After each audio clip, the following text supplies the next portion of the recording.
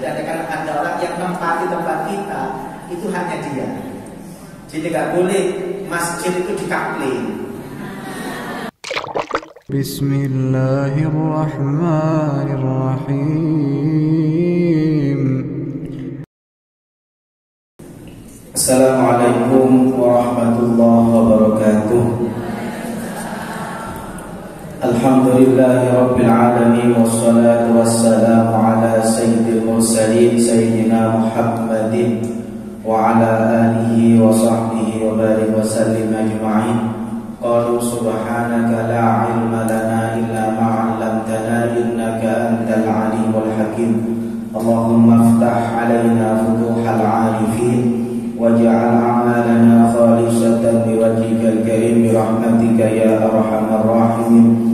Rabbi shrah li sadri wa yassir li amri wahlul 'uqdatam min lisani yafqahu qawli, amma ba'du. Para jamaah Majelis Taklim Mar'atus Sholihah. Majelis taklimnya ibu-ibu sholihah. Semoga semuanya sholihah dunia akhirat. Amin ya rabbal alamin. Para ibu yang saya hormati, terakhir kita membahas tentang wudu. Tayamum sudah? Sudah kan? Cara tayamum? Tayamum belum? Belum ya? Oke, belum tayamum. Saya rencananya kalau selesai mau bahas bab sholat. Nah, bab sholat ini monggo mau yang simple atau mau yang detail. Kalau detail biasanya resikonya satu, per tema itu tidak bisa sekali pertemuan. Nanti saya kasih ini buku fikih sholat. Fikih sholat ini nanti bisa difotokopi. Ini pengajian saya tentang sifat sholat Rasulullah lengkap mulai dari niat sampai salam. Ini detail, termasuk pembahasan cara-caranya dari sini. Nanti kalau memang mau detail, ini bisa difotokopi. Nanti kalau mau fotokopi biar gampang, dari bab 1 ini bisa diambil, covernya bisa pakai cover sendiri. Nanti jenengan mama covernya Mar'atus Sholihah, tidak apa-apa. Nanti covernya diganti, bisa digantikan. Nanti tak tinggal di sini satu. Mau detail atau mau simple? Kalau simple langsung nonton video sholat. Kalau detail kita bicara tentang lebih lengkap, mulai tata cara lengkapnya. Mau yang detail atau simple? Detail. Tayamum belum ya, tayamum? Belum. Sebelum bahas tema sholat, saya ingin sedikit membahas terkait tentang tayamum. Mandi sudah ya? Mandi junub sudah? Terakhir kapan? Terakhir itu wudu. Wudu ya, wudu. Nanti lo. Inti mandi itu satu. Mandi besar itu intinya satu. Hal-hal yang menghalangi masuknya air ke kulit harus dibuang. Jadi mulai bedak, kemudian lipstik, kalau sampai menghalangi, kemudian cat, itu harus dibuang. Nomor 2, mandi wajib, mandi junub wajib niat mandi junub. Untuk wudu itu sunnah. Jadi sebelum mandi itu sunnah wudu, tidak wajib. Nomor 2, orang yang mandi wajib itu mandi wajib menghilangkan hadas besar. Karena menghilangkan hadas besar, otomatis hadas kecilnya hilang. Jadi aslinya orang mandi itu tidak perlu wudu. Karena dengan mandi besar hadas kecilnya ikut hilang. Dengan catatan satu, waktu mandi tidak ngentut, tidak nguyuh, tidak pegang kemaluan. Caranya bagaimana, Ustaz? Kalau ingin mandi tidak usah wudu. Jadi kalau jenengan mau bersih-bersih dulu, dasar niat tadi besar. Paham ya? Mau sampuan, nggak usah niat mandi besar. Nanti mau bersih-bersih, kemaluan dibersihkan, mau kencing, mau beol, pokok selesaikan semua. Setelah selesai, jenengan bilasan terakhir. Setelah selesai semua bersih, bilasan terakhir diniati mandi besar dengan cara rata. Setelah mandi besar diniati mandi besar, kan sudah nggak kencing, sudah nggak bersih-bersih, sudah nggak beol, nggak usah wudhu karena wudhunya sudah masuk di mandi besar. Tapi kalau jangan niat mandinya di awal, kawit jebur niat mandi besar, berarti hadas besarnya hilang. Cuma hadas kecilnya masih ada. Kenapa? Saat mandi, setelah mandi kan saya goyok, saya pegang kemaluan, jadi hadas kecilnya itu batal gara-gara itu. Nah, makanya nanti setelah mandi ya harus wudhu ulang karena batal. Ya, kalau dengan ingin mandi tanpa wudhu, caranya seperti itu. Di awal mandi tidak usah niat mandi besar, ya niat bersih-bersih kayak mandi biasa. Kayak dengan mandi biasa kan niat mandi yang besar kan. Mulainya hadas besar itu menjadi mandi besar kapan? Kalau niat kan mandi besar itu jadinya mandi besar kalau di niat. Jadi mandi pertama itu harus bersih-bersih lengkap kabeh, tinggal bilasan-bilasan terakhir baru diniati mandi besar. Kalau seperti itu sudah tidak perlu wudu. Paham ya? Wah, ini terkait mandi besar. Saya percepat, termasuk yang di bawah kuku itu dibersihkan. Kemudian yang lekukan-lekukan itu dibersihkan semua. Lanjut. Sekarang bahas tentang tayamum. Tayamum itu boleh dengan catatan satu, tidak bisa kena air. Nomor dua, tidak ada air. Ada air tidak bisa kena, boleh tayamum. Atau bisa kena air tapi tidak ada air, maka tayamum. Kalau salah satunya itu ada tayamum. Tapi kalau dua-duanya tidak ada, maka tidak wajib. Wajib tidak tayamum, wajib wudu. Di pesawat boleh tayamum? Di pesawat boleh tayamum? Saya tanya, di pesawat boleh kena air? Boleh. Ada air? Pertanyaan saya, wudu apakah harus airnya banyak? Wudu apakah harus airnya banyak? Tidak harus. Berarti di pesawat boleh tayamum? Loh, alasan bolehnya apa? Saya tanya, tayamum itu syarat bolehnya dua, tidak ada air, tidak boleh kena air. Pertanyaan saya, di pesawat boleh kena air? Ada air? Terus alasan tayamum apa? Mengurangi air. Pertanyaan saya, untuk dengan air segini bisa enggak? Bisa enggak? Pertanyaan saya, di pesawat air segini banyak atau enggak ada? Banyak. Berarti boleh tayamum enggak? Boleh tayamum enggak? Alasan bolehnya apa? Harus wudu. Jika di pesawat alasan tayamumnya apa? Tidak boleh kena air? Ada air? Saya tanya, wudu segini bisa enggak? Bisa. Terus alasan tayamum apa? Nah, berarti kan caranya yang harus belajar. Paham ya? Caranya harus belajar. Wudu segini bisa. Wudu segini bisa pakai semprotan. Semprotan yang pernah saya bawa ke sini ya. Jadi yang ngalir itu kan segini cukup wudu. Satu. Nomor dua, kalau tidak ada semprotan, segini wudu bisa. Caranya bagaimana? Yang penting di sini airnya ngembeng. Kasih air ya, di sini ngembeng. Setelah ngembeng, jangan alirkan ratakan, sudah selesai. Dan cukup sekali, 2, 3 itu kan sunnah. Ambil lagi ngembeng, ratakan tangan, selesai. Berarti segini cukup nggak? Berarti di pesawat boleh tayamum? Tidak boleh ya? Di kereta? Tidak boleh, banyak peraturan. Paham ya? Orang sakit boleh tayamum? Dengan syarat kalau penyakitnya tidak bisa kena air. sakit boleh apa enggak? Enggak boleh. Ustaz kan enggak bisa ke kamar mandi. Apakah kamar mandi itu syarat sahnya wudu? Apakah orang yang sakit enggak bisa diwuduki di tempat tidur? Bisa kan? Yang penting tahu caranya.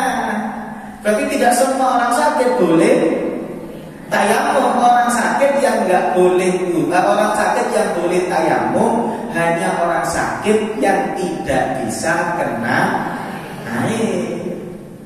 Ada orang, alhamdulillah, lumpuh, bisa kena air? Boleh tayamum? Tidak boleh, karena masih bisa kena air. Paham ya? Ini cara tayamum. Tayamum baik untuk mandi maupun untuk wudhu, cara tayamumnya sama. Tidak ada bedanya. Bukan berarti nanti kalau mandi gulung-gulung di tanah. Kan kalau mandi kalau harus rata. Dulu ada sahabat yang seperti itu. Ada sahabat itu junub, tidak nemu air. Berarti kan harus tayamum. Karena merasa kalau mandi itu kan harus rata. Berarti dia merasa kalau tayamum juga harus. Jadi dia itu gulung-gulung di tanah. Paham ya? Jadi tayamum itu intinya sama. Tayamum itu intinya adalah menghilangkan hadas baik kecil maupun besar. Cara tayamumnya sama, baik untuk hadas kecil pengganti wudhu tayamumnya sama, pengganti mandi hadas besar tayamumnya juga sama. Paham ya kaidahnya ya? Cara tayamum. Nah ini praktek tayamum. Sebelum tayamum, semua hal yang menghalangi debu sampai dilepas, cincin dilepas, gelang yang sekiranya menghalangi dilepas, jam tangan juga dilepas. Tayamum itu begini. Tayamum itu menghilangkan hadas atau enggak? Tayamum tidak menghilangkan hadas. Karena tayamum tidak menghilangkan hadas, tayamum itu sekali pakai. Beda dengan wudhu. Wudhu itu menghilangkan hadas. Karena wudhu menghilangkan hadas, sekali wudhu hadasnya hilang. Karena sekali wudhu hadas hilang, wudhunya dipakai sholat 1000 kali, yang penting belum batal, boleh. Paham ya? Tapi kalau tayamum tidak menghilangkan hadas. Karena tayamum tidak menghilangkan hadas, tayamum sekali pakai. Orang tayamum setelah sholat, kalau mau sholat lagi, tayamum lagi, karena tayamum tidak menghilangkan hadas. Paham ya? Sesuai kebutuhan. Makanya niat tayamum itu tidak boleh niat menghilangkan hadas. Niatnya niat tayamum gitu aja, atau niat tayamum supaya bisa sholat. Tidak boleh niat tayamum untuk menghilangkan hadas seperti wudhu. Karena tayamum fungsinya tidak seperti wudhu. Kalau wudhu fungsinya menghilangkan hadas kecil, tayamum fungsinya bukan menghilangkan hadas, tapi supaya bisa melakukan ibadah. Paham ya? Tayamum itu satu niat. Niatnya adalah niat tayamum cukup, atau niat tayamum supaya bisa sholat. Tayamum itu paling mudah. Kaidah tayamum bukan semakin banyak debu semakin baik. Dapati kira dapati api. Bukan begitu kalau tayamum. Tayamum itu semakin sedikit debu semakin baik. Paham ya? Jadi ojo kotor-kotoran, bukan. Pokoknya semakin bersih semakin baik tayamum. Makanya kalau kita lihat tayamum ini, coba lihat, ambil debu sekali, ditiup atau digibaskan begini, supaya debunya tidak banyak. Oke? Jadi bukan semakin tanda tayamum baik adalah wajah berdebu, bukan. Oke? Jadi semakin sedikit semakin baik. Ya, diginikan atau ditiup supaya tidak terlalu banyak. Kalau ini contohnya diginikan. Setelah itu langsung diusap ke wajah seperti orang wudhu, rata dari sini, sudah diratakan, selesai, tidak usah diulang 3 kali. Oke, beda kotor wajahnya ini, ikut tambah puter. Jadi cukup 2 kali tayamum itu paling simpel. Nah, buang Saya buang, ambil lagi nanti. Ambil. Ya, ini boleh pasang yang bersih, yo cotek. Boleh bersih. Cari tempat yang bersih lah. Nanti yuk. Coba kita lihat.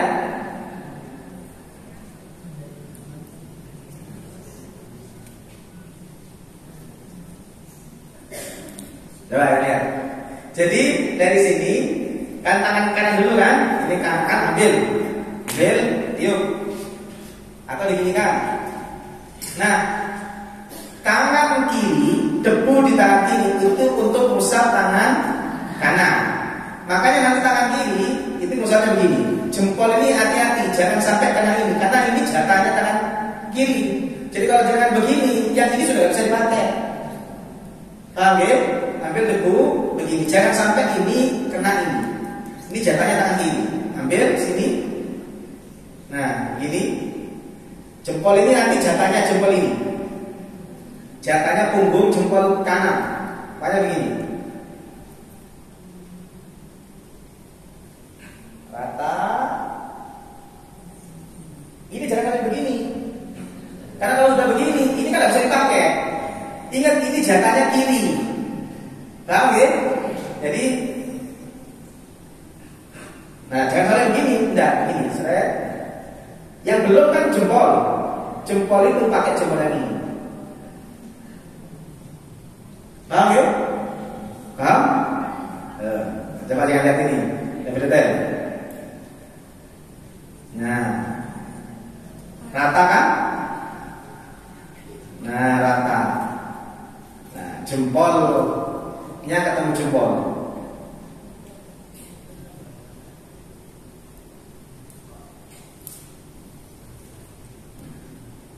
Paham ya? Nah, baru tangan kiri. Sudah selesai kamu. Itu kok cuma dua itu kok. Tidak usah gulung. Paham ya? Tidak usah gulung. Meskipun junub ya tetap tayangnya begini. Ustaz, saya habis head. Setelah head, saya mau suci, mau sholat. Bagaimana tayangnya? Tayangnya sama, gini kok. Baik untuk wudhu maupun untuk mandi besar, tayangnya sama. Cukup 2 kali ambil debu, sekali ngusap untuk wajah, sekali ngusap untuk tangan. Selesai. Dan lebih sedikit air, lebih sedikit debu, lebih bagus. Nah, ini kalau Syafi'i. Kalau Syafi'i, ada orang bisa tayamum plus wudu. Contoh, ada orang sakit, di sini diperban. Perbannya di sini.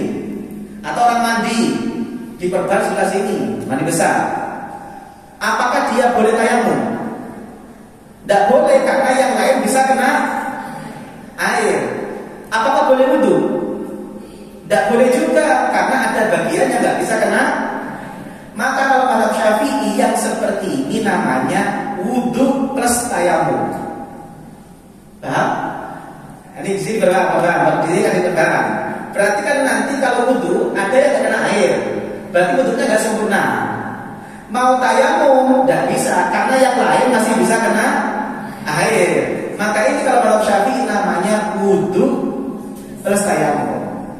Paham ya? Sama dengan mandi. Ustaz, saya mau mandi besar, cuma bagian sini saya ini ada perban. Apakah saya mandi besar? Ustaz? Mandi besar, tapi kan mandi besar ada yang sebagian sini nggak kena air.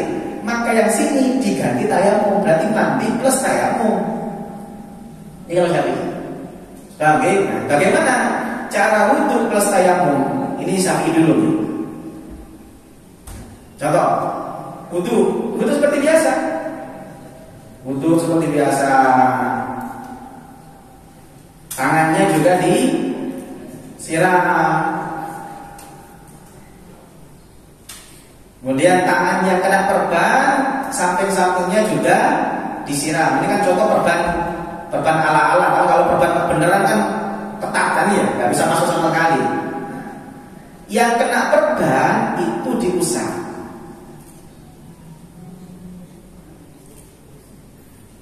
Setelah diusap, maka diganti dengan tayamum. Karena bagian dalamnya kan tidak kena air. Oke, coba jangan lihat. Setelah diusap, Ini contoh perban yang ala-ala. Kalau yang benar kan lebih ketat. Setelah itu dikeringkan. Kenapa kok dikeringkan? Karena untuk tayamum sebelum lanjut ke kepala. Paham ya? Nah, ini baru tayamum. Tayamum untuk apa Ustaz? Untuk gantian il, perban il. Tayamum seperti biasa, cukup 2 kali.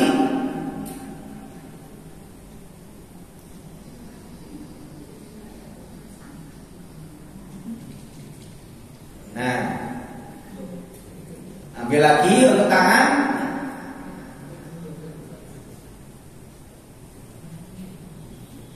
Ambil lagi untuk tangan. Setelah tayamum baru nanti lanjut wudu. Tayamum selesai.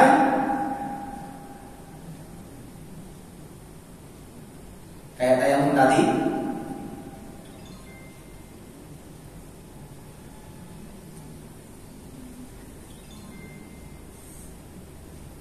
Selesai tayamum baru lanjut wudu ngusap kepala. Ini namanya tayamum plus wudu. Kenapa kok tayamum plus wudu? Wudu saja tidak bisa karena ada yang tidak kena air. Tayamum saja tidak bisa karena yang lain bisa kena air. Paham ya? Kalau perbannya di sini, Ustaz. Perbannya di sini berarti wudu dulu, basuh wajah. Setelah basuh wajah dikeringkan tayamum. Pokok tayamumnya itu setelah ngusap yang kena perban. Jadi kalau umpama yang luka sebelah sini, ya sudah wudu dulu. Setelah wudu keringkan tayamum. Setelah tayamum lanjut tangan. Kalau yang luka kaki, gampang, wudu seperti biasa. Terakhir tayamum karena kaki kita termasuk anggota yang paling akhir. Paham ya? Ini kalau mazhab Syafi'i. Berat atau ringan? Berat ya? Berat. Ingin segampang apa sih? Yes.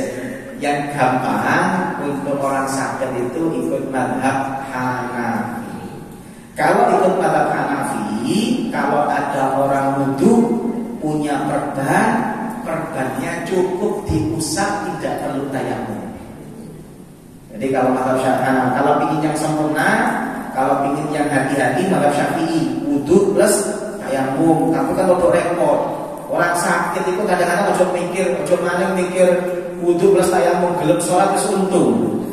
Makanya orang yang sakit saya anjurkan ikut mazhab Hanafi. Kalau Hanafi itu wudu seperti biasa, saat waktunya perban cukup diusap, tidak perlu tayamum. Itu Hanafi. Paham ya? Lanjut. Ini kalau Syafi'i.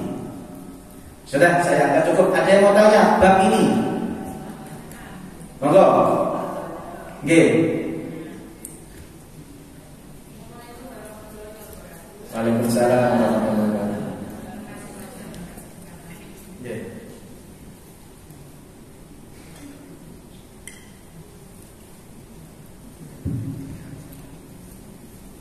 Saya mau tanya, kalau misalkan kita keluar kota, Pak Ustaz, terus pada waktu sholat kita wudu, kita lupa bahwa kalau kita pakai baju lengkap yang tidak ada benihnya kayak seperti ini kan, terus sholatnya itu di luar, Pak. Biasanya kan di tempat wudunya kelihatan orang lagi gitu. Terus itu gimana, Pak Ustaz?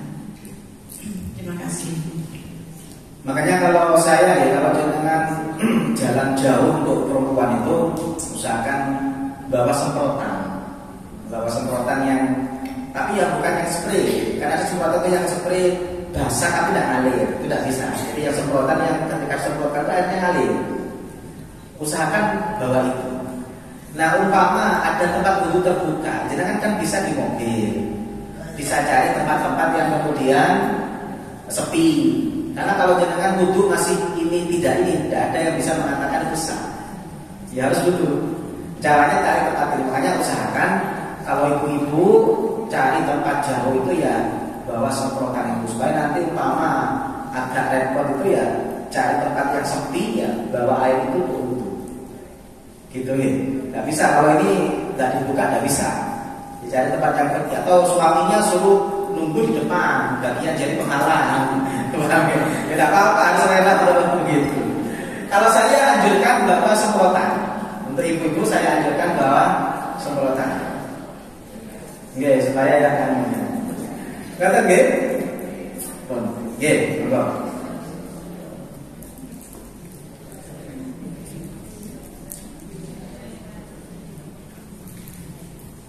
Untuk yang tadi Ustaz, yang di pesawat, maaf kalau bisa urutannya bisa ditunjukkan. Kemudian kan biasanya nggak boleh ya, maksudnya airnya sampai ini, walaupun cuma sedikit, tapi kan kadang-kadang kita terus juga ada banyak selain perempuan kan, kalau misalnya kita umroh itu kan atau haji itu kan juga banyak laki-laki juga. Nah, terus kita kan juga yang perempuan itu bagaimana untuk wudhunya, terus kakinya kan juga kita pakai kaos kaki kapan dibuka. Terus juga kalau misalkan di kelas ekonomi kan berdempetan. Ya mohon maaf kalau misalkan badannya besar seperti saya ini kan kalau mau nunduk itu agak susah seperti itu. Gimana? Kalau saya waktu umroh kemarin Ramadan itu pakai Saudi Airlines. Itu saya ke toilet. Ke toilet itu saya minta cup. Saya minta cup. Biasanya di pramugari itu minta cup dikasih. Saya minta cup. Air pesawat itu kan gini, pecah gini kan. Saya kemudian makanya harus pakai cup. Kalau nggak pakai cup nggak bisa. Saya ke toilet minta cup. Saya kemudian kalau ada botol sisa itu biasanya saya pakai. Tapi kadang-kadang kalau nggak nemu ya harus pakai cup itu. Minta air, ya sudah. Air cup itu saya ambil segini. Saya ratakan, tangan juga sama. Saya ratakan kaki, ya kita lepas. Saya pakai tangan itu ya saya ratakan. Tapi, bukan. Saya kalau saya pakai bisa antri.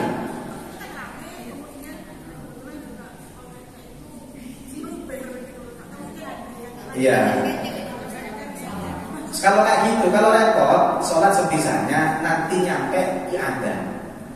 I'adah itu namanya diulang. Bayang. Gini. Pertanyaan saya, di kursi itu ada debu enggak? Ada debu enggak? Ada debu. Ada debu.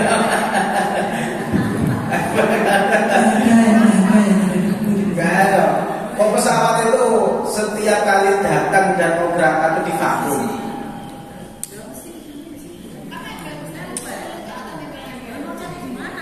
Makanya kalau menurut saya, kalau kasus sama dengan dulu, saya waktu kuliah di Bogor, itu kalau naik kereta, zaman-zaman dulu saya kuliah itu tahun 2006-2010, itu kereta ekonomi itu kan Masya Allah, full.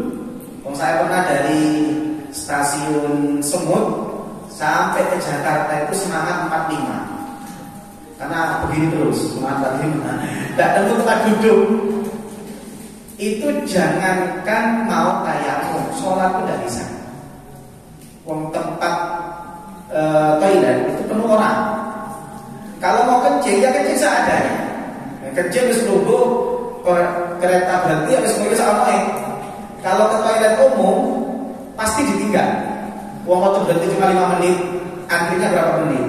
Kalau seperti itu ya sudah, sholat sebisanya, nanti nyampe i'adah. Jadi sholat itu nanti ada namanya sholat ada sholat qadha, ada sholat i'adah.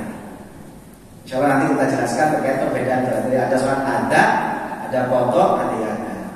Kalau yang seperti ini bukan qadha, namanya i'adah, karena kan kita sudah sholat, tapi sholatnya tidak sempurna, maka perlu diulang. Oke. Ada lagi? Monggo. Oke. Berkaitan sama profesi, Pak Ustaz, dokter hewan atau apa namanya pekerja yang berkaitan sama hewan. Nah ini hewan, misalnya hewannya diharapkan sama Islam, anjing atau babi. Walaupun sudah pakai sarung tangan, itu bersucinya bagaimana atau seperti apa bersucinya, Pak Ustaz? Satu, kalau pakai saya begini, kalau repot. Untuk masalah najis itu yang paling gampang Maliki. Mazhab Maliki, semua hewan selagi hidup itu suci. Saya ulang lagi. Mazhab Maliki, semua hewan selagi hidup itu suci, termasuk anjing dan babi. Paham ya? Makanya kalau kita ingin hati-hati ya seperti kita. Tapi jangan setelah pengajian besok pelihara anjing semua. Kalau kita tanya, ini kali pengajian nggak apa-apa jadi Ustaz, bukan begitu maksud saya. Dalam kondisi memang kita nggak bisa menghindar. Jangan biar tidak was-was, bisa ikut mazhab Maliki. Mazhab Maliki itu semua hewan selagi hidup itu suci, termasuk babi. Kalau anjing malah mazhab Maliki suci. Dan dasarnya juga lumayan kuat kata Maliki. Dulu pernah bahas macam-macam najis lagi. Nah, itu lumayan kuat. Maka kalau jenengan jatuh hewan, usahakan kalau jenengan bisa menghindar ya hati-hati. Tapi kalau sudah Ustaz di omongannya ya sudah, wis ikut mazhab Maliki. Yang penting hewan ini digawa nang sampean berarti kan urip. Berarti suci. Buat sholat apa? Kata nggih, dia tidak was-was, ada lagi. Oke, monggo. Terima kasih. Assalamualaikum warahmatullahi wabarakatuh. Waalaikumsalam warahmatullahi wabarakatuh. Begini Ustaz, saya tanyakan, kalau kita sudah ikut mazhab yang satu, apa boleh kita ikut mazhab yang lainnya untuk acara-acara lainnya? Kan katanya kalau sudah mazhab satu semuanya harus ikut mazhab. Tapi kok yang tadi yang untuk binatang tadi kok untuk mazhab Maliki gimana? Turun. Waalaikumsalam warahmatullahi wabarakatuh. Ulama mayoritas mengatakan tidak wajib ikut satu mazhab seumur hidup. Siapapun, jangan ditanya ke mazhab Syafi'i, bahkan Kiai Haji Hashim Asy'ari, pendiri NU sendiri dalam kitabnya Risalah Ahli Sunnah wal Jamaah mengatakan tidak wajib ikut mazhab seumur hidup. Kita boleh pagi ikut mazhab Syafi'i, malam ikut mazhab Hanafi, yang penting ngerti caranya. Tidak boleh, tidak wajib sebelum Syafi'i terus tidak wajib. Yang penting tahu caranya. Apa caranya bermadhab? Salah satunya cara bermadhab, kalau mayoritas ulama dalam kondisi normal tidak boleh talfek. Talfek itu apa? Talfek itu menggabung beberapa madhab dalam satu paket hukum. Contoh, wudhu itu kan satu paket hukum. Ada orang wudhu caranya pakai Syafi'i, tapi batalnya ikut Hanafi, itu namanya talfek. Karena wudhu satu paket, caranya pakai Syafi'i, batalnya ikut Hanafi. Itu tidak boleh. Ya boleh ya, harus pakai Syafi'i semua. Kalau mau batalnya pakai Syafi'i, caranya pakai Syafi'i. Kalau mau pakai Hanafi, ya batalnya caranya pakai Hanafi. Paham? Wudhu dengan sholat itu beda paket. Jadi kalau umpama ada orang sholat, wudhunya pakai Syafi'i, sholatnya pakai Hanafi boleh. Karena wudhu dan sholat itu beda paket. Wudhu dengan suci, najis itu satu paket, wudhu itu satu. Ada orang wudhunya pakai Syafi'i, najisnya itu Maliki, boleh karena beda paket hukum. Paham ya? Makanya dulu kan pernah saya terangkan cara wudhu mazhab Hanafi. Pernah nggak? Pernah kan? Pernah. Hanafi itu kan wudhu kalau menyentuh laki-laki perempuan kan tidak batal. Makanya jenengan kalau punya suami, pingin nyentuh suami, bahkan ciuman pun dengan syahwat tidak batal, pakai Hanafi. Cuma kalau wudhunya batalnya ke Hanafi, caranya pakai Hanafi. Dulu saya jelaskan bedanya mazhab Hanafi dengan Syafi'i, cara wudhunya cuma dua. Satu, kalau Hanafi air harus ngalir terus. Makanya bahasa Arabnya keran itu Hanafiyah. Jangan kalau yang pernah umroh itu coba dengan cek keran itu bahasa Arabnya apa? Hanafiyah. Karena mazhab yang mengharuskan wudhu itu air ngalir terus itu Hanafi. Makanya keran itu Hanafiyah. Jadi kalau jenengan wudhu pakai Hanafi harus pakai air keran, tidak boleh air yang di bak. Kalau jenengan kalau umpama Ustaz, repot Ustaz, satu-satunya keran di atas bak, ya sudah. Kalau wudhu kerannya dibuka, ambil gayung, langsung ambil air keran. Paham ya? Oh, karena masalah pulanya agak panjang kalau saya. Nomor dua, kalau Hanafi itu mengusap kepala itu minimal seperempat dan bagian depan ubun-ubun. Jadi kalau Syafi'i dulit tok ini sah. Syafi'i itu dulit gini tok sah. Tapi kalau Hanafi itu minimal seperempat kepala dan harus bagian ubun. Jadi Hanafi itu minimal begini. Ini Hanafi. Jadi kalau jangan wudhu ingin tidak batal, kalau bersentuhan dengan suami, wudhunya pakai Hanafi. Dan saya sampai sekarang kalau wudhu di rumah pasti pakai Hanafi. Meskipun nanti soalnya pakai Syafi'i. Bisa, nggak bisa. Yang penting ngerti ilmunya. Nah, saya sampai sekarang jarang pakai Syafi'i karena ribet. Kalau di rumah pakai Syafi'i itu ribet. Apalagi punya anak kecil, mau wudhu anaknya nangis sebutan gendong, jenggol, batal, wudhu mana? Iso-iso dulu sholat wudhu ke 10. Makanya saya sama istri itu sudah sepakat kalau di rumah wudhu pakai Hanafi. Caranya bagaimana? Ambil air keran, wudhunya ngusap kepala minimal satu. Dalam kondisi darurat, tapi saya katakan talfet itu tidak boleh kalau dalam kondisi normal. Banyak ulama mayoritas mengatakan dilarang. Tapi dalam kondisi dibutuhkan, dalam kondisi darurat kita boleh talfet karena dalam kondisi darurat. Kayak tadi ibu tadi karena profesinya dokter hewan itu kan sulit menghindar. Ya sudah, untuk bab itu ikut Malik tidak masalah. Meskipun nanti wudhunya pakai Syafi'i. Gitu kan? Banyak jenengan itu pasti pakai Maliki. Jenengan yang sekarang hati-hati pasti pakai Maliki. Saya tanya ke jenengan. Jenengan pernah minum susu rasa stroberi? Suka yang red velvet? Suka? Jenengan tahu merah itu dari mana? Warna merah makan itu dari mana? Karmin. Tahu karmin? Karmin itu ulat. Loh, belum tahu? Untung jenengan baru tahu. Kalau jenengan tahu, jenengan ngeri.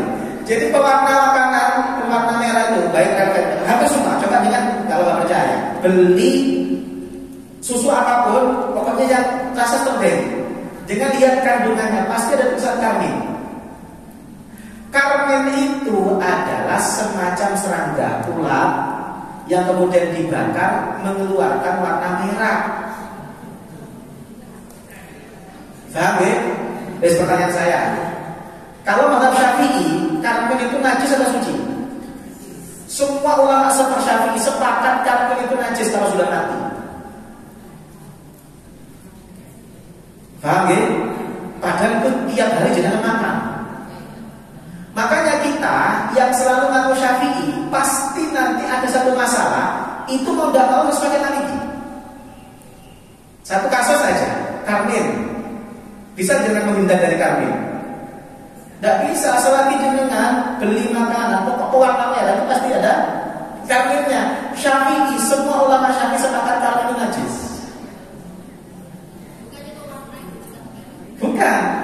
Bukan, kecuali yang jenengan buat sendiri. Tapi yang di produk-produk itu, red velvet dan macam-macam itu pasti coba jangan cek, karminnya ada.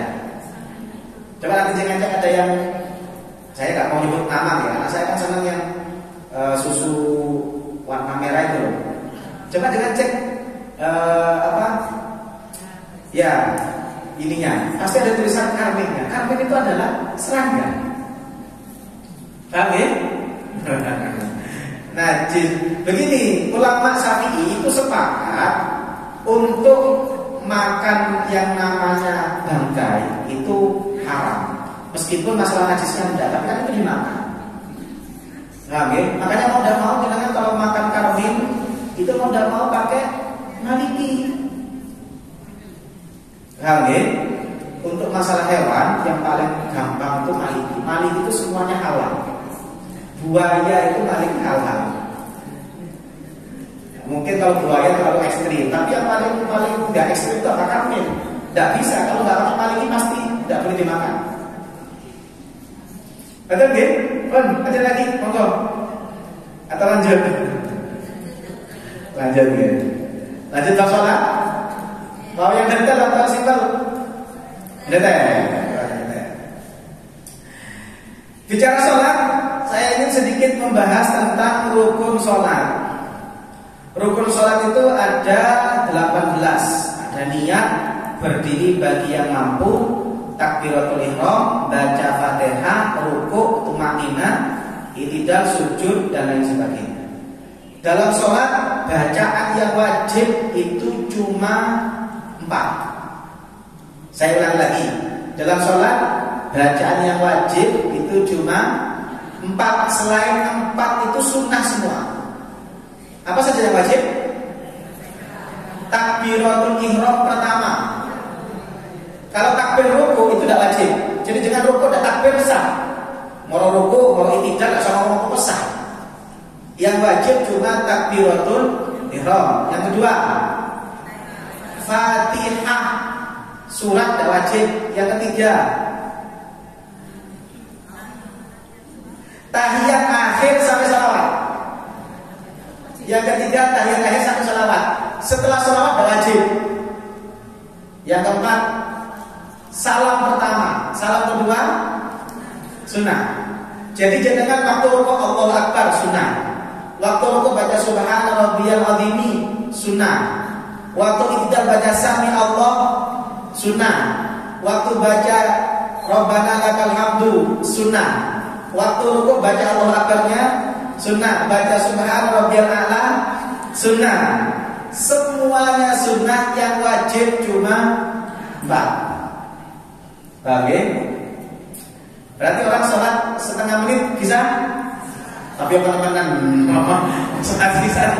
Nah, tapi kan jangan biar tahu, mama ada orang sholat cepat itu ya secara bagian tidak bisa disalahkan, karena yang wajib cuma 4. Takbiratul ihram, Fatihah, tahiyat akhir sampai sholawat. Yang keempat, salam pertama.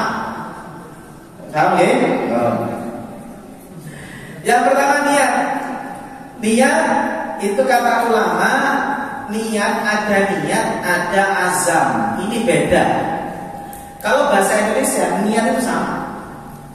Saya nanti jam 5 sore mau ke Rungkut, itu niat atau enggak? Kalau dalam bahasa Indonesia namanya niat, tapi kalau dalam bahasa Arab namanya azam. Jadi kalau dalam bahasa Arab itu kehendak orang itu ada 2. Kalau sebelum melaksanakan itu namanya azam. Tapi kalau waktu pelaksanaan itu namanya niat. Paham ya? Makanya nanti kalau jenengan lihat bab fikih, niat itu harus bareng dengan pelaksanaan. Wudu, niatnya apa? Waktu basuh wajah, bukan dari rumah. Kalau dari rumah mau ke masjid, mau wudu, itu namanya azam kalau dalam bahasa Arab, bukan niat. Sholat, niatnya kapan? Waktu takbir. Jadi kalau jenengan dari rumah, saya mau sholat asar, itu apa? Azam, bukan niat. Ini bedanya bahasa Arab dengan bahasa Indonesia. Jadi kalau bahasa Indonesia semuanya niat. Tapi kalau dalam bahasa Arab ada azam, ada niat. Makanya dikatakan faida azamta fatawakkal 'ala Allah, itu artinya sebelum melakukan, namanya azam. Tapi kalau niat itu aslinya waktu pelaksanaan. Paham ya? Karena itulah pada dasarnya niat sholat itu waktu takbiratul ihram. Jadi tidak boleh sebelumnya niat, takbiratul ihram tidak niat. Berarti belum niat, itu namanya azam. Aslinya seperti itu. Wudu waktu basuh wajah. Makanya mazhab Syafi'i niat itu ikut hukum asal. Hukum asalnya adalah waktu bersama dengan mengerjakan ibadah.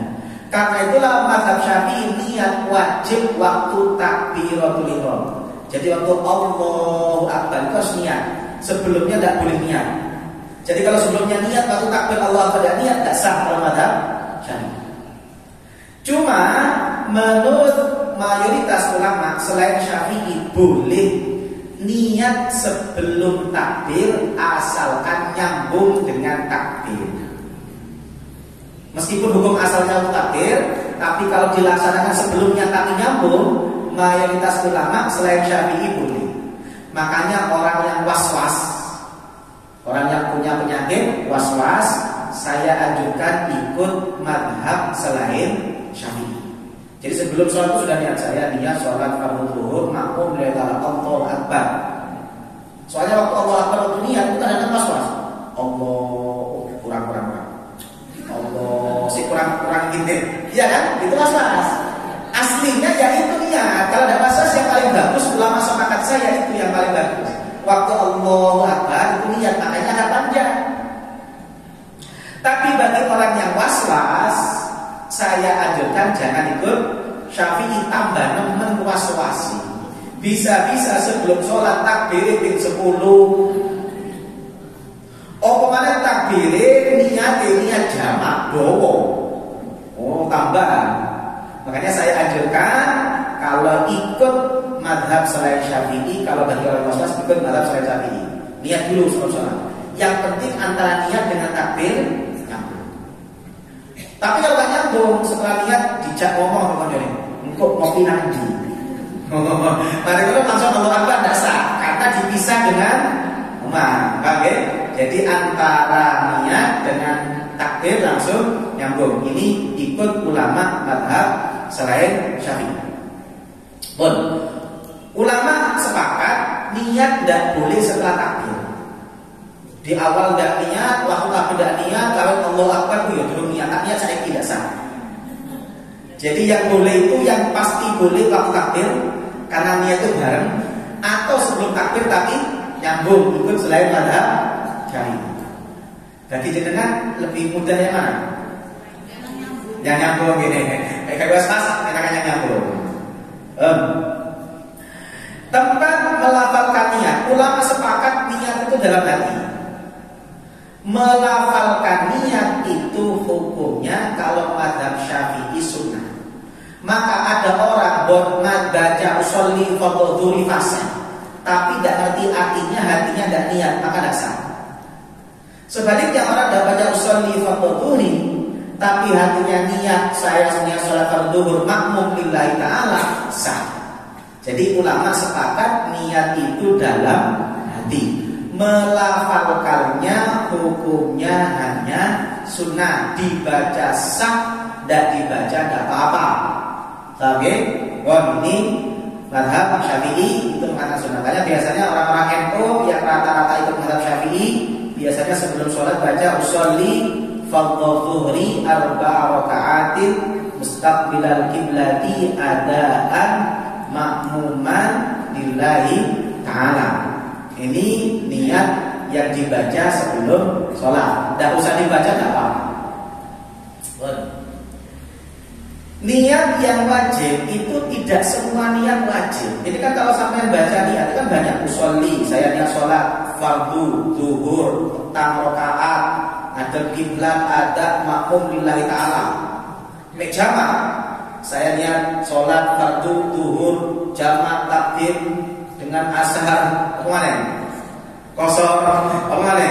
Ada kiblat, rakaat, makmum lillahi ta'ala. Kadolas. Itu kalau sampai niat waktu takbir, insya Allah boleh dan gampang was-was. Padahal kata ulama niat yang wajib itu tidak semuanya. Niat yang wajib itu cuma 4 kalau tidak kosor. Kalau kosor itu 4, kalau tidak kosor cuma 3 yang wajib. Jadi yang wajib itu kata ulama 1 niat fardu. Jadi kalau dia dengan sholat zuhur wajib nyebut fardunya. Kalau saya niat sholat zuhur kok tidak sah, harus nyebut fardu zuhur karena niat fardu itu wajib. Kenapa Ustaz niat fardu wajib? Karena sholat zuhur itu bisa wajib bisa sunnah. Loh kok bisa Ustaz sholat zuhur wajib dan sunnah? Sholat zuhur ketika dilakukan yang pertama itu wajib.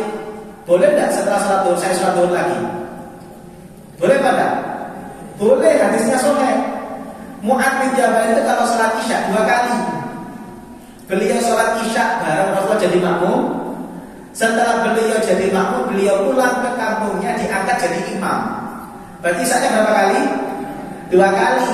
Yang pertama wajib karena sholat yang Pertama, yang kedua sunnah. Makanya sholat fardu itu bisa wajib, bisa sunnah. Duhur, asar bisa wajib, bisa sunnah. Karena bisa wajib, bisa sunnah, kata ulama menyebutkan niat fardu itu wajib.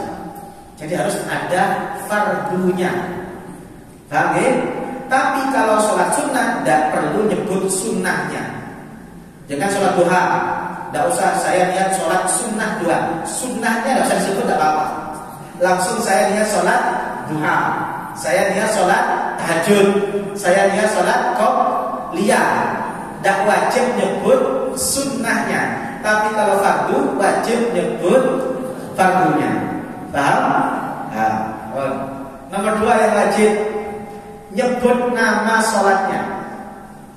Jadi kalau sholat zuhur, niat sholat fardu zuhur ini wajib. Fardunya disebut, zuhurnya disebut, qobliyah disebut. Kemudian kalau sholat sunnah mutlak tidak wajib nyebut. Pokok sholat tok cukup. Jangan sholat tahiyatul masjid langsung Allahu Akbar niat sholat tok, itu sudah selesai. Nyebutkan tahiyatul masjid itu tidak wajib, karena tahiyatul masjid termasuk sholat mutlak. Tapi kalau qobliyah wajib disebutkan. Paham ya? Nomor 3, kalau dengan jamaah niat jadi makmum itu wajib. Kalau jenengan tidak niat jadi makmum tapi ikut gerakan sholatnya orang, batal. Jangan jamaah di sini ikut gerakan imam kan, tapi jenengan tidak niat jadi makmum, maka sholatnya tidak sah. Jadi niat sholat itu yang wajib. Kalau sholat sendiri cuma 2, niat sholat fardu zuhur tok. Berarti kalau jenengan niat sholat fardu zuhur tok takbir, gampang nggak? Gampang. Sing dawa itu tambahan, sing wajib loro. Jadi kalau jenengan sholat zuhur ya di rumah, Allah Akbar niat sholat fardu zuhur itu sudah sah. Tidak usah ada kiblat, tidak usah disebut, tidak usah apa lagi, adaan, rakaat, macam-macam tidak usah disebut, itu sunnah. Paham ya? Makanya yang was-was jipik sing wajib-wajib, beda was-was. Niat sholat fardu zuhur. Makmum, kalau makmum wajib. Nomor 2, kecuali imam. Imam tidak wajib niat jadi imam. Niat jadi imam itu hanya supaya imam dapat pahala jamaah. Paham ya? Jadi ada umpama saya jadi imam, dan dia jadi imam sah, tapi kalau makmum wajib. Tapi kalau saya jadi imam ingin dapat pahala jamaah, saya wajib niat jadi. Makanya kenapa orang yang sholat sendirian, kemudian ada orang yang baru datang ingin jamaah, itu sunnah ngasih tahu. Caranya bagaimana? Didolit. Sebenarnya dolit itu tidak wajib. Mek sekiranya jadi tukang pakai didolit. Kalau didolit gitu perasaan kan ya ojo. Kenapa kok dolit? Dolit itu sebenarnya ngasih tahu imam, saya tak jamaah sama sampean dia jadi imam supaya dapat pahala jamaah. Jadi andaikan dengan sholat gitu ya, ada orang sholat gitu, jangan di belakangnya langsung niat sholat jamaah sama dia, itu sah. Jangan sah. Imamnya juga sah, cuma imam kalau tidak tahu jadi imam, dia kan tidak niat jadi imam, sholatnya sah tapi tidak dapat pahala jamaah. Supaya sama-sama enak dapat pahala jamaah, makmum ngasih kode, saya tak jamaah sampai jadi imam, niat atau imam. Aslinya dolit itu tujuannya itu, bukan asal dolit. Tujuannya dolit itu sebenarnya itu. Paham ya? Baru tahu ya fungsinya dolit. Dolit itu ada fungsinya apa? Jadi bukan asal dolit. Jadi dolit itu sebenarnya fungsinya ngasih tahu si imam, aku jamaah sampai niat jadi imam supaya dapat pahala jamaah. Paham ya? Kecuali Jumat. Kalau Jumat imam wajib niat jadi imam. Nomor 2, kalau dengan sholat jamaah kosor, maka kosor wajib diniati. Nah, niat jamaknya tidak wajib waktu takbir. Nanti saya jelaskan untuk niat jamak. Makanya niat sholat itu sebenarnya tidak panjang. Kalau sholat sendiri cukup niat sholat fardu zuhur selesai. Kalau jamaah yang wajib 3, niat sholat fardu zuhur makmum, selesai. Kalau jamak qashar ditambah 1 niat sholat fardu zuhur qashar, selesai. Kalau jenengan sholat jamak ya, jamak takdim, tidak usah Allah akbar saya niat sholat fardu zuhur jamak takdim ambil asar, rakaat ada kiblat kosong makmum dan kedawan. Sing wajib jadi kalau jenengan niat sholat jamak takdim, cukup niat waktu sholat zuhur Allahu akbar saya niat sholat fardu zuhur qashar makmum, selesai. Ustaz, niat jamaknya kapan? Niat jamak itu kata ulama di tengah-tengah sholat boleh, yang penting belum salam. Paham ya? Kalau jenengan sholat jamak takdim, zuhur kan? Mesti niatnya biasa. Allahu akbar saya niat sholat fardu zuhur qashar. Tidak usah jamaknya disebut. Saya niat sholat fardu zuhur qashar makmum lillahi ta'ala. Selesai kan? Di tengah-tengah sholat jangan niat, ya Allah, saya niat sholat zuhur saya ini saya jamak takdim dengan asar. Selesai. Yang lain itu tambahan sunnah. Paham ya? Makanya negara itu gampang. Enggak. Ketika yang mana yang apa tadi? Jamaknya tadi. Ya. Itu tengah-tengahnya gimana? Tengah-tengah sholat. Jadi gini, saya punya materi tentang fikih safar. Sedikit karena jenengan jelaskan masalah safar, saya tak sedikit jelaskan sedikit saja tentang perbedaan jamak takdim dengan jamak takhir. Sebelum saya lanjut. Jadi ada jamak takdim, ada jamak takhir. Bedanya adalah ada banyak. 1. Kalau jamak takdim wajib urut zuhur dulu baru asar. Kalau jamak takhir tidak wajib urut. Jadi saya jamak takhir, asar isi oleh, zuhur isi oleh. Tapi kalau jamak takdim wajib urut zuhur baru asar. Jadi umpama jenengan ke masjid jamak takhir, di masjid sudah ada jamak reguler asar. Jenengan boleh ikut sholat asar dulu, tapi tidak boleh kosong kalau ikut jamak sama mereka. Nanti setelah sholat asar zuhur. Atau jenengan baru nyampe masjid baru adzan. Jeda antara adzan dengan sholat asar kan lumayan lama. Dibandingkan nunggu asar, jenengan sholat zuhur dulu, baru nanti asar. Kalau jamak takhir boleh, tapi kalau jamak takdim tidak boleh, wajib urut. Yang pertama. Yang kedua, kalau jamak takdim antara sholat pertama dan kedua harus nyambung, tidak boleh dipisah. Sekiranya cukup untuk melakukan 2 rakaat. Itu saya sholat zuhur langsung sholat asar, tidak usah wiritan mau yasin isi, mau yasin itu, kok dia mbak dia itu zuhur nyambung asar, omongannya kopi isi tidak boleh. Tapi kalau jamak takhir itu lebih longgar. Jamak takhir antara sholat pertama dan sholat kedua tidak wajib nyambung. Dengan jamak takhir, mari sholat asar mantuk saya tak ngopi sih. Kemudian lanang bisa tak ngopi sak rokok tes apa. Setelah itu lanjut sholat zuhur. Kalau jamak takhir boleh, kalau takdim tidak boleh. Paham ya? Jangan kalau teko perjalanan waktunya jamak takhir. Setelah sholat zuhur, luwe, wis keroncongan, sudah kuat. Wah, golek panganan, entek rompere, entek sak ceret bagian banter. Lanjut sholat jamak takhir boleh. Kalau tanpa jamak takdim, tidak boleh. Yang kedua, yang ketiga perbedaannya. Niatnya. Kalau jamak takdim, niatnya waktu sholat pertama. Jadi jangan dari sholat zuhur mau jamak takdim dengan asar, waktu sholat zuhurnya cukup niat saya niat sholat fardu zuhur qashar makmum kalau berjamaah. Selesaikan Allahu akbar. Lah di tengah-tengah sholat zuhur itu sampai baru niat, ya Allah saya niat sholat zuhur saya jamak takdim dengan asar. Kalau jamak takhir nanti sholat asar tidak usah niat lagi. Kan jamak takdim kan zuhur asar. Duhur cukup Allahu Akbar. Saya niat sholat fardu duhur makmum. Allahu Akbar kan?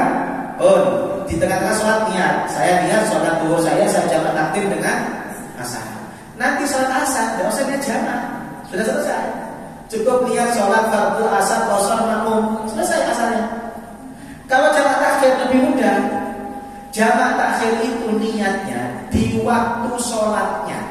Jadi saya sholat duhur di perjalanan. Saya mau jamak takhir di tengah-tengah jalan. Saya niat, ya Allah saya niat sholat duhur saya, nanti saya jamak takhir. Waktu pelaksanaan tidak usah niat jamak lagi. Duhurnya cukup niat saya sholat fardu duhur qashar makmum. Allahu Akbar. Tengah-tengah tidak usah niat jamak lagi. Asarnya juga sama, saya niat sholat fardu asar qashar makmum lillahi ta'ala Allahu Akbar. Tengah-tengah tidak usah niat jamak lagi. Sudah selesai karena niatnya tadi waktu zuhur jam 2. Itu perbedaan jamak takhir. Jadi ada 3 perbedaan jamak takhir yang paling mendasar. Bapak nggih? Sebelum saya lanjut, ada yang bertanya. Kok tambah bingung kami?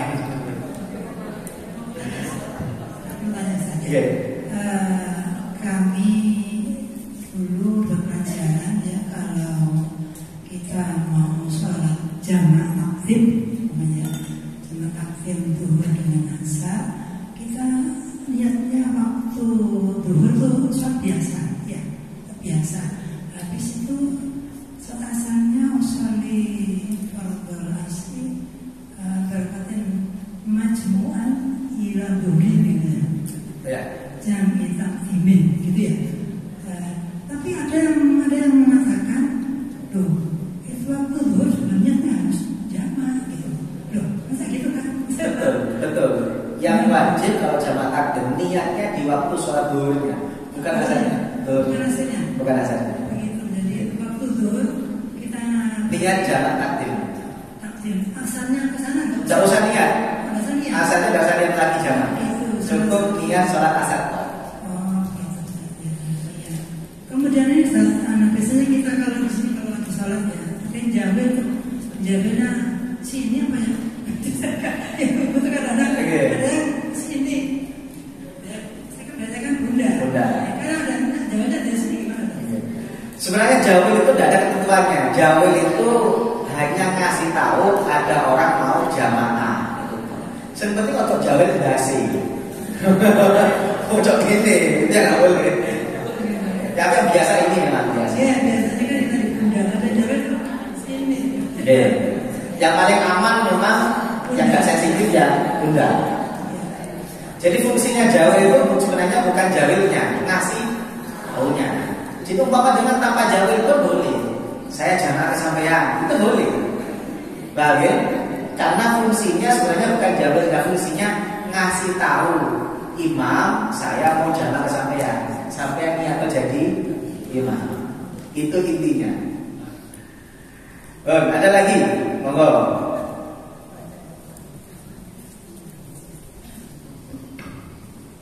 Ya, untuk yang kita misalkan sholat sendirian terlebih dahulu, kemudian tadi ada yang mau ikut jamaah ke kami. Kemudian kalau misalkan ini pertanyaannya agak banyak. Yang satu, kalau misalkan pada saat kita sholat itu ternyata kita sholat sunnah, sedangkan yang mau makmum ke kita itu tidak tahu kalau kita sholat sunnah, padahal sudah dijawab. Terus kita mau, saya tahu waktu itu dari Ustaz Adi Hidayat, katanya kita teruskan aja, kita kan masing-masing niat sholatnya masing-masing seperti itu. Nah, saya kan ingin tahu tanya apakah belum seperti itu atau gimana. Kemudian yang kedua, kalau misalkan kita mau selesai, kemudian ada yang menjawab kita. Tadi Ustaz bilang kalau kita niatkan sebagai imam. Nah itu awalnya kita kan sudah niat untuk sholat sendiri. Kemudian ketika ada yang ingin ikut jamaah, kita mau selesai, apakah kita juga melaksanakan lagi niat kita sebagai imam? Yang pertama dalam bab jamaah tidak wajib jamaah itu antara imam dan makmum sholatnya sama. Sholat duhur boleh jamaah dengan sholat asar. sholat asar boleh jamaah dengan sholat zuhur. Ustaz kok bisa? Ada orang sholat zuhur jamaah dengan sholat asar, jangan jamaah takhir. Imam sudah reguler asar, jenengan baru sholat zuhur, berarti zuhur jamaah dengan asar boleh. Sholat asar jamaah dengan zuhur boleh. Contohnya bagaimana Ustaz? Jenengan jamaah takdim. Tadi sudah sholat zuhur, ternyata mau sholat asar, jamaah reguler zuhur sudah mulai. Maka jenengan sisanya sholat asar jamaah dengan sholat zuhur, itu boleh. Wajib sholat sunnah boleh. Makmumnya sholat wajib, imamnya sholat sunnah boleh.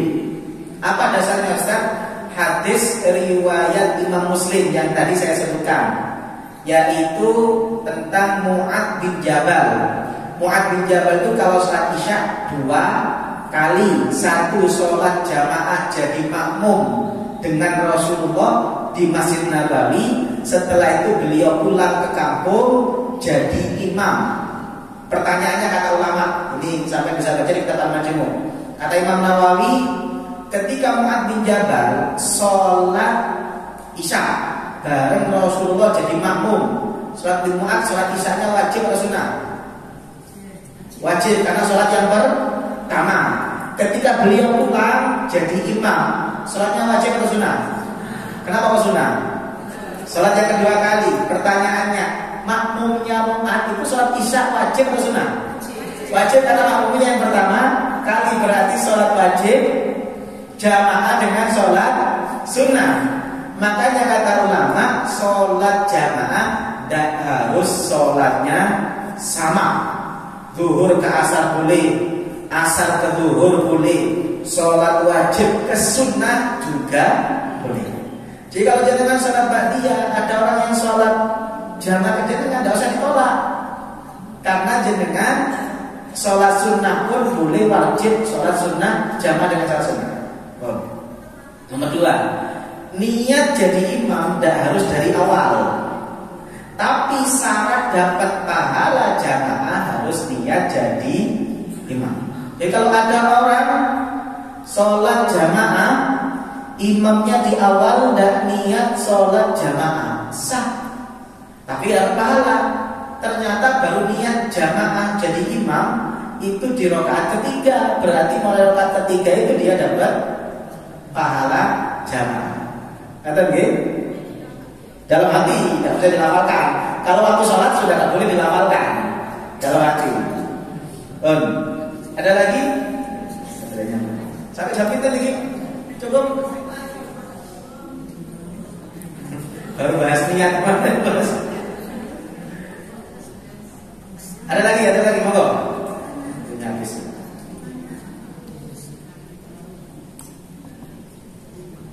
Ibu yang mau tanya. Iya, monggo.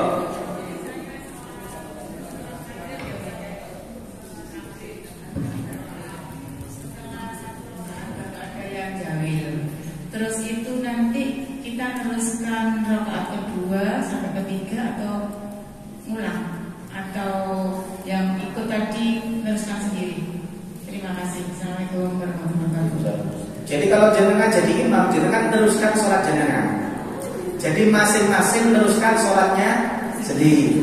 Jadi kalau jenengan sholat maghrib, baru ada yang jamaah ke jenengan rakaat kedua, maka jenengan melanjutkan cukup tambah 2. Sebaliknya makmumnya melanjutkan setelah salam, baru lanjut sholatnya. Sama dengan tadi sholat zuhur jamaah dengan sholat ba'diyah. Ba'diyah kan cuma 2 rakaat. Maka ketika yang ba'diyah selesai, yang makmum melanjutkan. Paham ya? Nah, tinggal melanjutkan. Saya Ustaz, Assalamualaikum warahmatullahi wabarakatuh. Assalamualaikum. Khawatir nanti tidak dibahas mengenai softnya sholat, soft sholat. Nah, soft dalam sholat ini apakah ditentukan dari besar lebarnya sajadah atau ukuran yang lain, Ustaz? Ukuran badan misalnya, atau mungkin. Nah, karena saya lihat beberapa kali itu kalau sajadahnya lebar, yaitu ukurannya orangnya, ada orangnya kecil. Terima kasih Ustaz. Assalamualaikum. Waalaikumsalam. Jadi soft itu semakin rapat semakin baik, nggak boleh ada celah. Nah, celah itu yang boleh. Makanya soft itu ya bukan tergantung sajadah, tergantung badannya orang. Semakin badannya besar, jatah softnya semakin banyak. Semakin orangnya kurus, jatah softnya semakin sedikit. Jadi bukan tergantung sajadah. Orang yang kurus sajadah sama ini, tidak bisa. Jadi ini orangnya. Jadi bukan. Tapi yang nempel kaki sama kaki itu udah wajib. Jika kaki sama kaki udah wajib. Malah ada ulama kalau yang temannya risih ya bisa. Yang penting tidak sampai longgar. Jadi jatahnya bukan berdasarkan sajadah. Enak kalau itu saya nanti kalau sholat pakai permadani. Di berdewa di sana ini. Enak ya?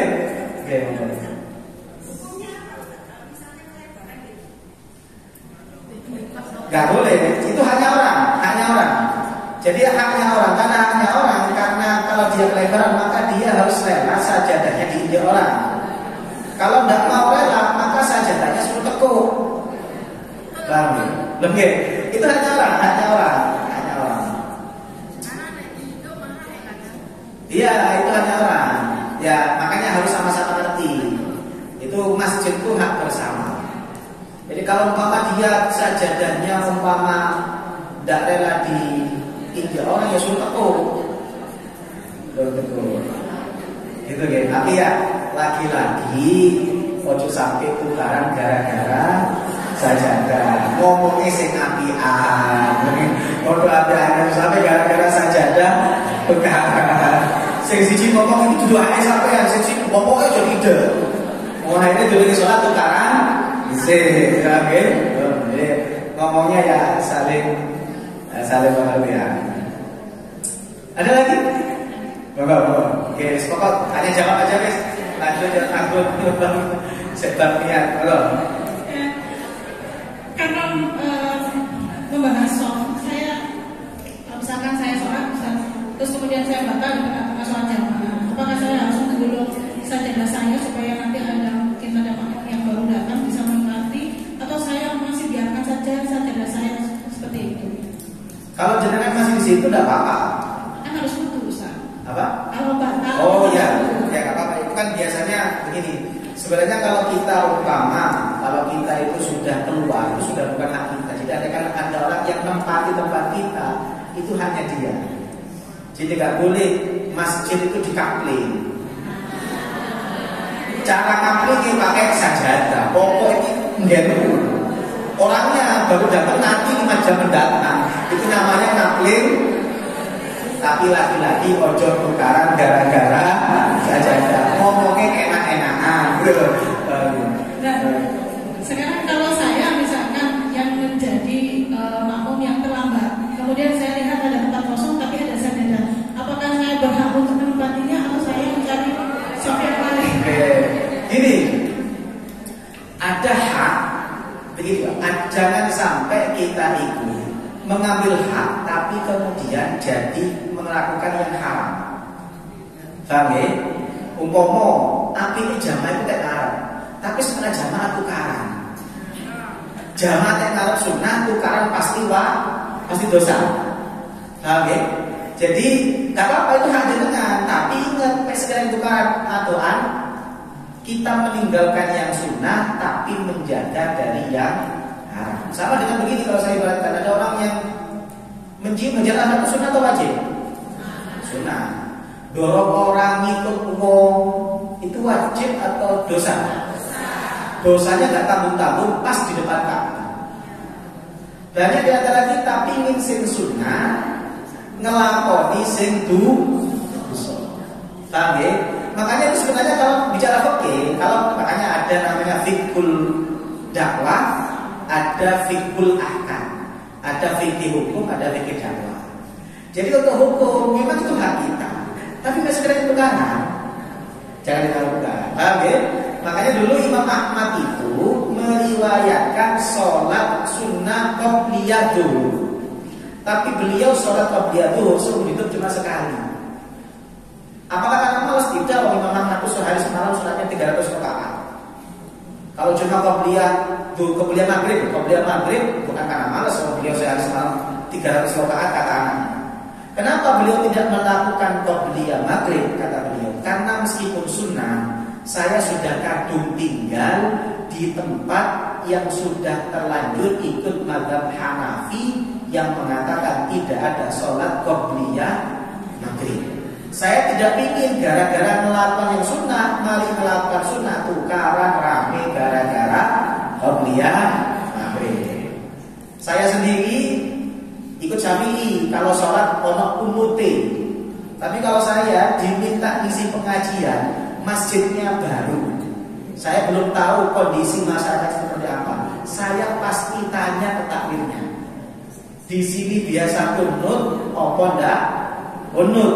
Kalau jamaahnya enggak biasa kunut, meskipun saya biasa kunut, kalau saya ngimami enggak kunut. Karena nanti kalau saya sholat subuh kunut, wedi marine sholat, jamaah enggak bingung wiridan, bingung ngerasani imam. Lo kan itu dosa, ya Banda? Makanya dulu yang saya kenal dari Syekh Ali Jabir itu ketika beliau disuruh imami tarawih, takmirnya itu ada dua kubu. Ada yang kubu partai kesebelasan, ada yang kubu partai 23. Sing kubu 23 maksud Syekh Ali Jabir imami 23. Sing kubu takmir sing seneng sebelasan jaluk sing 11. Akhirnya kata Syekh Mujabir, ya sudah, malam ini saya putuskan tidak ada tarawih. Kenapa kata beliau? Wong tarawih sunnah, tidak tarawih tidak dosa. Tukaran gara-gara 11:23 pasti dosa. Paham ya? Itu namanya ada fiqhul ahkam, ada fiqhul dakwah. Paham ya? Jadi umpama jenengan Ustaz ini kan hak saya Ustaz, sajadah ini. Iya betul sajadah, tapi sekiranya sing duwe sajadah wonge sensitif, gampang tukaran yo aturan ndak usah. Karena tukaran itu pasti haknya. Kata nggih? Ada lagi monggo. Nggih.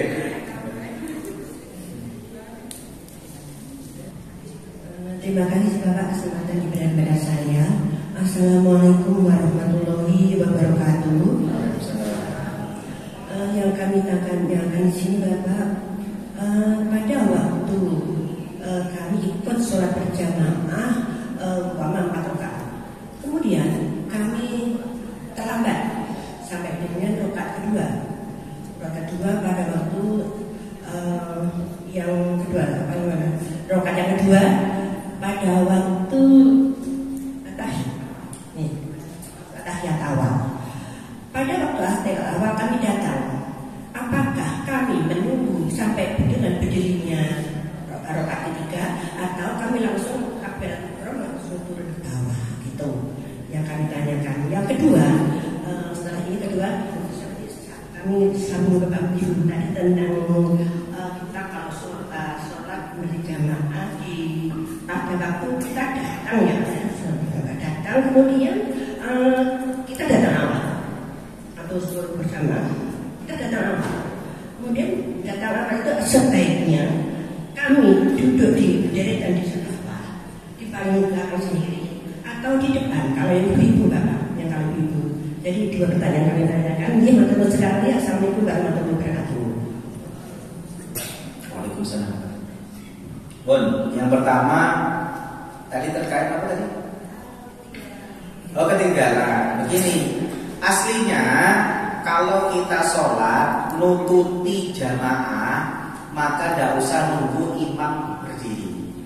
Jenengan nututi imam sujud, sunnahnya langsung sujud. Jenengan nututi imam duduk, jenengan langsung duduk. Cuma masalahnya rokaatnya nggak dianggap. Orang sholat itu jamaah rokaat dianggap syaratnya satu, nututi rukuk bareng imam plus tumakninahnya. Jadi imam Allahu Akbar rukuk, jenengan Allahu Akbar rukuk. Sekiranya rukuk bareng imam cukup baca subhanallah, baru imam berdiri, maka rukuknya dianggap, berarti sholatnya satu rakaat dianggap. Jadi kalau umpama salepan, Allahu Akbar, kawit Allahu Akbar turun, imam sudah sami Allah, kan salepan. Berarti tidak nututi tumaknina rukuk bareng imam. Kalau nggak nututi tumaknina rukuk bareng imam, rokaatnya nggak dianggap. Aslinya gitu.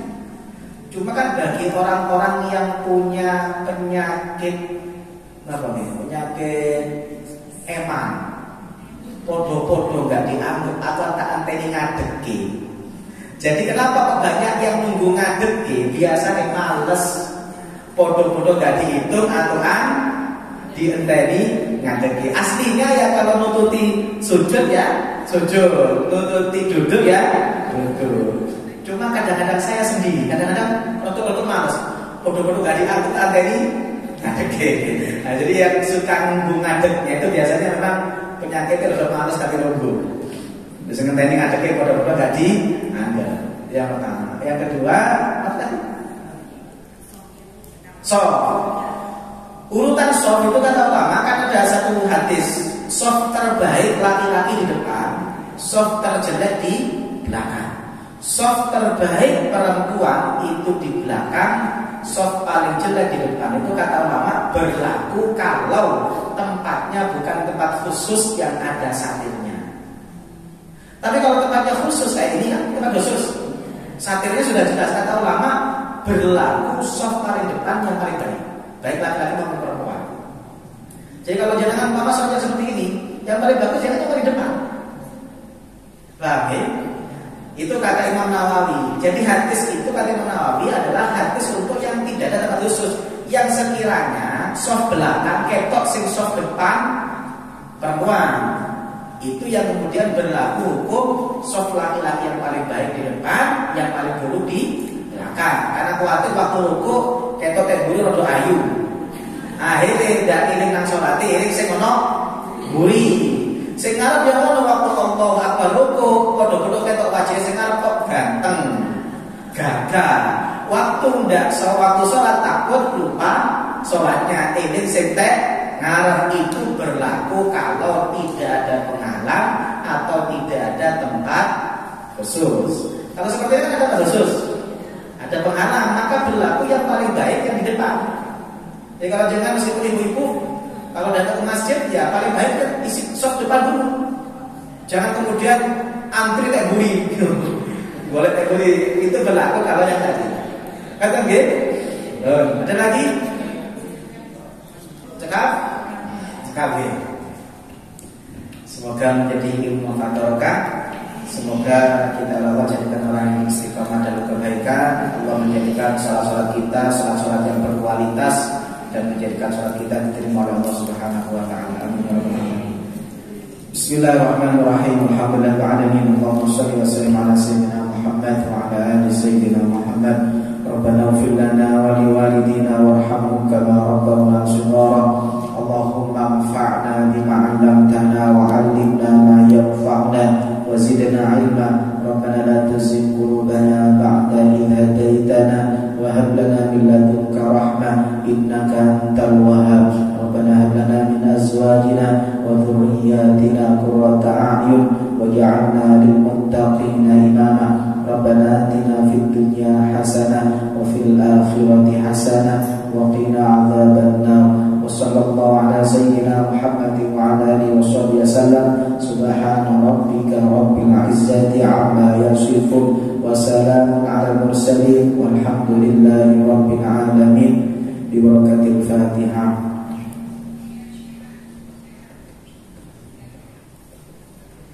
Ini yang bisa saya sampaikan, kurang lebihnya saya mohon maaf. Subhanakallahumma wa bihamdika asyhadu an la ilaha illa anta astaghfiruka wa atubu ilaik. Wassalamualaikum warahmatullahi wabarakatuh.